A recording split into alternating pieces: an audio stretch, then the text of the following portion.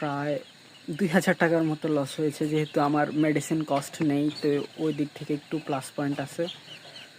আপনারাও চাইলেই করতে পারেন, যদি আপনারা করতে চান আমার সাথে যোগাযোগ করতে পারেন, আমি সবসময় আপনাদের অ্যাডভাইস দিব।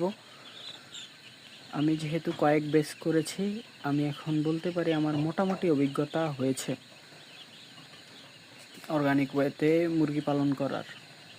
তো আমি এটা নিয়ে একটা বড় কমিউনিটি করার ইচ্ছা আছে, সময় ও সুযোগ একসাথে আসলে হয়তো করে ফেলবো। আপনারা যদি পাশে থাকেন, যত খামারি আছেন সবাই। এতদিন পরে এসেছি এই নিউজটি দেওয়ার জন্য। হয়তো নেক্সট থেকে আমি প্রতিনিয়ত মুরগির আপডেট দিতে থাকবো, যে দেখুন আপনারা এই বেচটা কেমন হয়, এই নিয়ে আর কি। আল্লাহ হাফেজ।